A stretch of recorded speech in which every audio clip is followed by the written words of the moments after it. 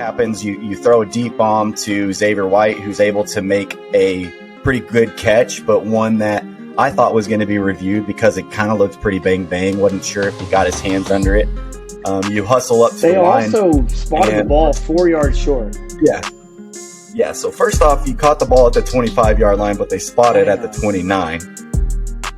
And then you come up to the line, ball snapped, and then you very clearly hear multiple whistles blowing the play dead. But you're already in action, so Donovan throws a bad pass. It gets picked off. Kansas State has the ball, but you heard the whistle, so you're expecting this to be the previous play is under review. That's what I'm expecting the ref to say. Instead, he comes out and he says, Kansas State interception, Kansas State ball, first down. And everybody in the stadium's probably baffled. Everybody watching on TV's baffled. The announcers have no idea what's going on. Joey McGuire's losing his mind on the sideline. Dustin, you're a high school football official, so take us through your mind on this play. What's supposed to happen when this happens? Yeah, so as an official, you're taught if you blow your whistle, like you don't hide behind it, like you own it, whatever. So what you need to happen in that instance, and what did not happen, was you need one of those 7 or 8 officials to own up and say, I blew that whistle early in the middle of the play. Like raise his hand and be like, I effed up. And it's the worst feeling, but you got to do it to make the game right. And so you got to have one of those officials, whoever blew it, or multiple of them that blew it, whatever happened, say, hand up, I blew that, screwed it up, that this play should not count, we got to start this over. And you basically just didn't have anybody own up to it, and now maybe it was from the stands, I don't know, but it was very clear and evident on the broadcast how loud it was. It was like I can't remember if it was a really kind of long, drawn-out whistle or like multiple ones, but it was very evident.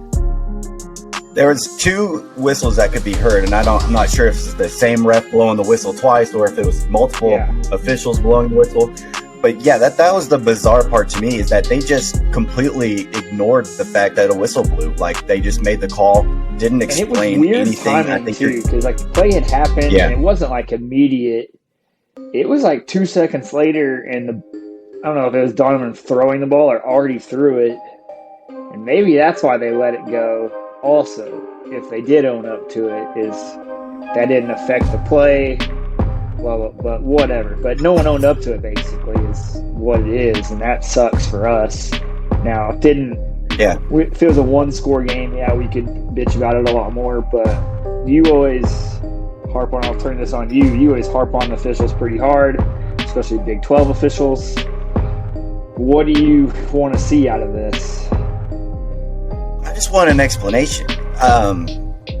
There's got to be something. Like, you can't just have that happen. You can't have the announcers wondering what's going on. You can't have the announcers talking about how that affects gamblers, like live on television. Which it would have. Pointed out. That was a 7-point. Yeah. So we're down 9. Yeah, because we go going get a for the field cover. goal Yeah, a lot of or people. a touchdown. We're on our side of the bet.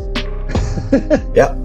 Like, you're costing people money. Like, this isn't just, it's not a call that just affects the game. It affects a lot of things. I think there's got to be more accountability in this day and age where gambling is a big part of it. The announcer, said it out loud, which I thought was kind of bizarre. He's like, there's a lot of people that are going to be happy about that call. And you just can't have that. That's questionable to me. I want to see an explanation from the Big 12 on this, at least something. Maybe a suspension, maybe a fine, something's got to be done, because you can't have officials looking suspect like this. No. It kind of looks like point shaving. There's people on Reddit with theories and all sorts of things. You can't have that. And so it's a very questionable. Yeah, it's very questionable to me that this crew was able to just skate by on this. That, if the Big 12 doesn't do anything, if there's no repercussions, no explanation or anything like that, that's one of the issues that I've always had with the Big 12 is they don't ever hold their refs accountable for these things. And there's a lot of things that could affect. I didn't think we were going to win that game, but hey, at that point, you already recovered one onside kick. Who's to say you couldn't recover another? I also wonder if the result of the play influenced the conversations and what they came out and resulted in. Like if it would have been an incompletion or a tech completion, like if it was a tech completion, would they have let the play go?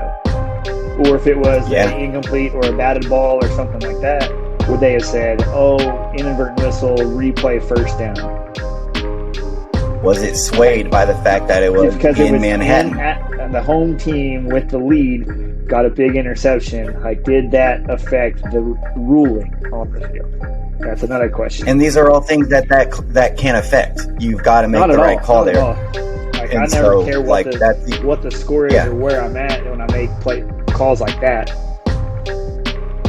Yeah, so that's the whole frustrating thing to me is they just made the call and went on with the game, and it was like, man, we all heard it. You've got to explain why. Hey, there was an inadvertent whistle, but we didn't think. Like, if he would have just said that, I'd be like, okay, at least we know. I'm glad Coach McGuire was chewing the ref's ass pretty hard about it. Yeah, you definitely should. And in the heat of the moment, heat of the competition, the game, I wish he would have went even further during the post-game press conference, and I guess good for him of kind of noting like, hey, I don't need to, second game, I don't need to get on the Big 12 commissioner people's bad side, but I think in that instance, go ahead and rip them. Like, I need to know what the F happened. Like, this is BS. Like, I wish he kind of would have went in a little bit. Maybe he was being cooler and calmer and mature about it, but I think there you might. Yeah, plenty of people would have stepped up and paid that fine. I think that's the opportune time to step up, rip into some people. Defend your team a little another time, not more, because he did that well. Yeah. I mean, I understand him wanting to not get a fine or anything like that, but I would have wished that he asked for an explanation and be like, I demand an answer for this. We need an answer on what happened here, and if it was a mistake, like, something's got to be done, because it affects the outcome of that game, like, whether you like it or not. Because all we're going to get is a letter on Monday of, the ref screwed this up. Sorry. Yeah, missed call, our bad, whoopsie daisy. Y'all call TCU Kansas next week. There you go. That's all we're going to get is that.